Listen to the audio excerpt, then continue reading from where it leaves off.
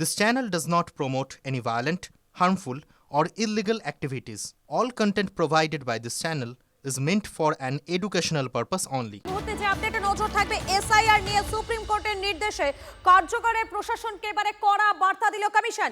মুখ্য সচিব, ডিজিপি এবং কলকাতা পুলিশের সিপিকে চিঠি কমিশনের। সকলে যাতে শুনানিতে অংশ নিতে পারে তা নিশ্চিত করতে হবে প্রশাসনকে। শুনানির সময় পর্যাপ্ত পুলিশ মোতায়েন রাখার নির্দেশ দেওয়া হয়েছে। কোথাও বিশৃঙ্খলা, বাধা বা প্রশাসনিক গাফিলতি দেখা দিলে কড়া ব্যবস্থা, সংশ্লিষ্ট কর্তৃপক্ষের বিরুদ্ধে কঠোর ব্যবস্থা নেওয়ার হুঁশিয়ারি কমিশনের। মুখ্য নির্বাচনী আধিকারিককে যথেষ্ট লোকবল সরবরাহ করুক রাজ্য সরকার, নির্দেশ কমিশনের। কোনোভাবেই আইন শৃঙ্খলার অবনতি যাতে না হয় তা নিশ্চিত করতে হবে পুলিশ সুপার এবং জেলা শাসককে, নির্দেশ কমিশনের।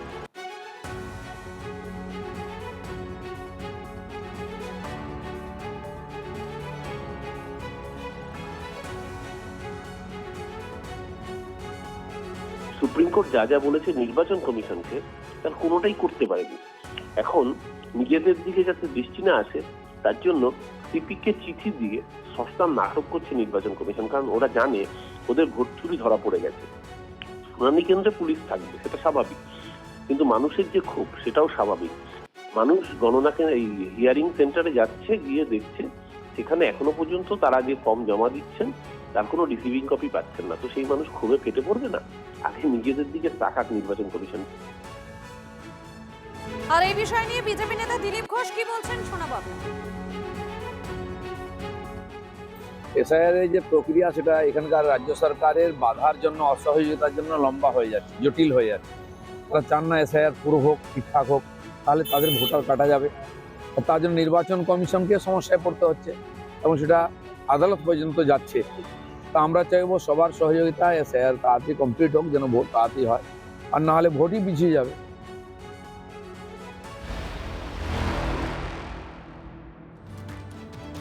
এসআইআর শুনানি চলাকালীন এবারে বিদ্যুৎ প্রতিমন্ত্রীর হম্বিতম্বি। মুর্শিদাবাদের রঘুনাথগঞ্জে শুনানি কেন্দ্রে ঢুকে বিএলওকে শাসানি। বিএলওকে বিজেপির দালাল তকমা আখরুজ্জামানের, মন্ত্রীর সঙ্গে তালে তাল মো সাহেবদের।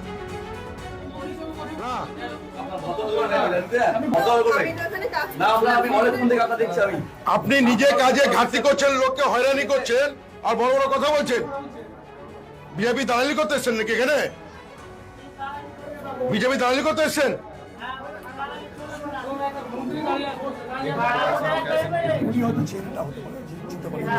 না, ওনাকে পয়সা দিচ্ছি, I M A local MLA minister. তারপরে আমাকে আর্গুমেন্ট করছি। আপনাকে ক্লিয়ার বলে যাচ্ছি বিডিও সাহেব, সুপ্রিম কোর্টের জাজমেন্ট যা আছে, আপনার অফিসারকে ক্লিয়ার ইনস্ট্রাকশন দেন। আমি আধ ঘন্টা পর যদি অন্য কাউন্টারে দেখি যে ভুলভাল হচ্ছে, তাহলে কিন্তু কাউকে বেরোতে দেবো না আমি। আপনি প্রতিটি ডাইরেকশন, সুপ্রিম কোর্টের ডাইরেকশন, আপনি যে যে কাউন্টার আছে সবকে আপনি ক্লিয়ার ডাইরেকশন দিন। মানুষকে এইভাবে অযথা ভুলভাল তথ্য আমি আর মানবো না। আপনি সব আধিকারিককে কিভাবে রিসিভ পাবে? আমরা রিসিভ প্রপার চাই, তাতে উইথ ভ্যালিড সিল এবং সিগনেচার, ওই স্ট্যাম্প সিগনেচার নিব না আমি।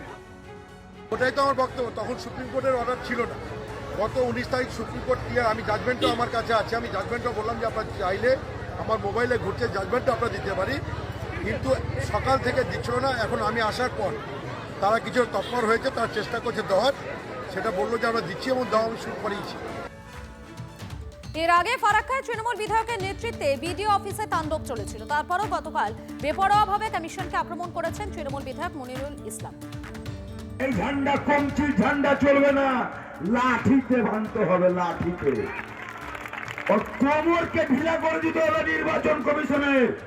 মানুষকে নিয়ে ছেলা চালানো করছো, আর তুমি নিরাপত্তা নিয়ে ঘেরাটোপের মধ্যে আছো না?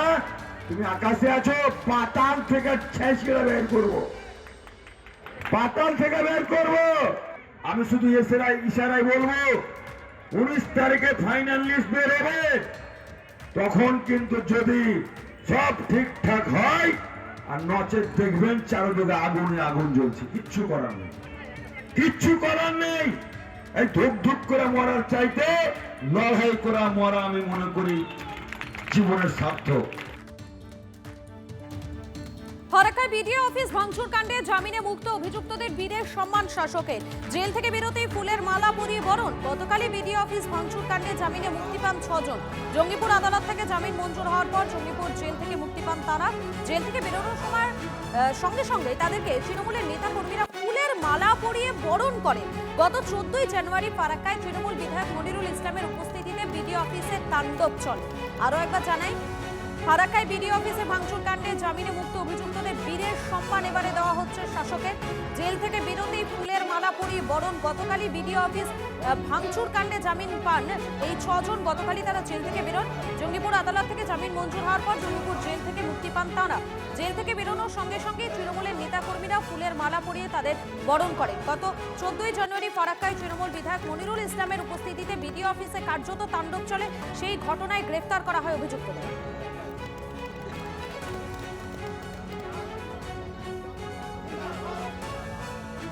বাংলাভাষী সকলের যে মৌলিক অধিকার, সেই অধিকারগুলোকে খর্ব করার চেষ্টা করছে আমাদের কেন্দ্রীয় নির্বাচন কমিশনার।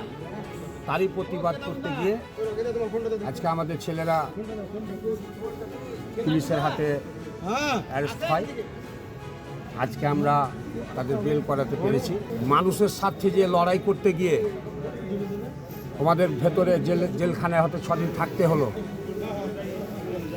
এটা তোমাদের একটা বীরত্বর পরিচয়।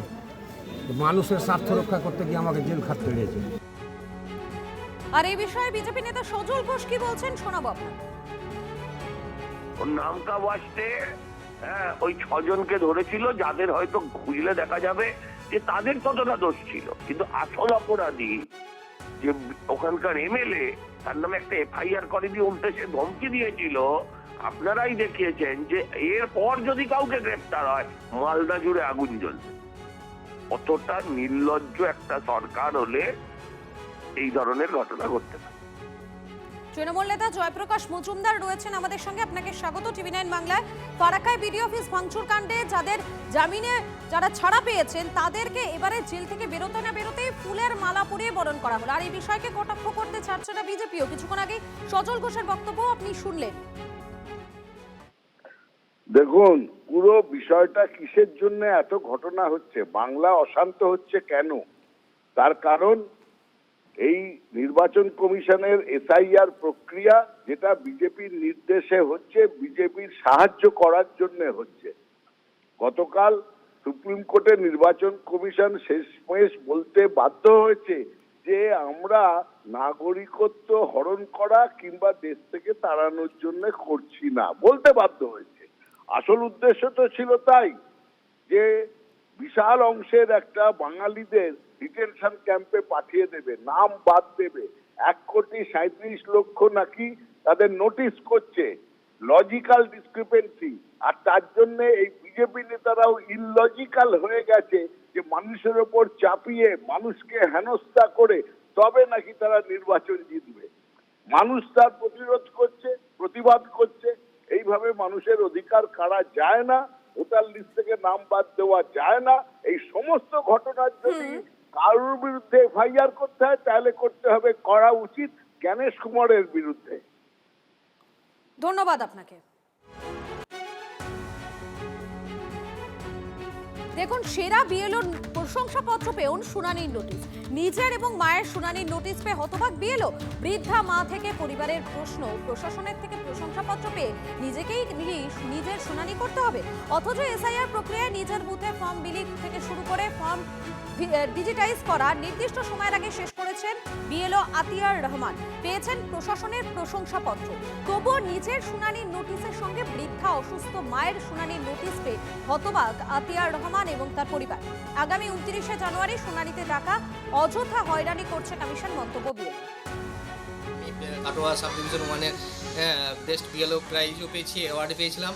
এবং সেখান থেকে দাঁড়িয়ে আমি নিজেও এক নোটিশ পেলাম এবং আমি নিজের হাতে আমার মাকেও, মানে 65+ বয়স, সেই মায়ের হাতেও আমাকে নোটিশ ধরাতে হলো। এর থেকে আশ্চর্য বিষয় আর কিছু নেই। লিখেছে যে মা বাবা বা নিজের নামের অসঙ্গতি। এই আমাদের যে কী অসঙ্গতি সেটা আমরাও নিজে বুঝতে পারছি না, জানিও না। বিএলের সঙ্গে কি যোগাযোগ করবো? ছেলের সঙ্গে, ছেলে তো আমার দেখছে আমার শরীরটা অসুস্থ, ছেলের কোনো তো হাত নেই, তো দিতেই হবে মায়ের হাতে। কী করা যাবো, আর যেতে যেতে যা যায় তখন যেতে হবেই, কোনো উপায় নেই, কিছু করার নেই।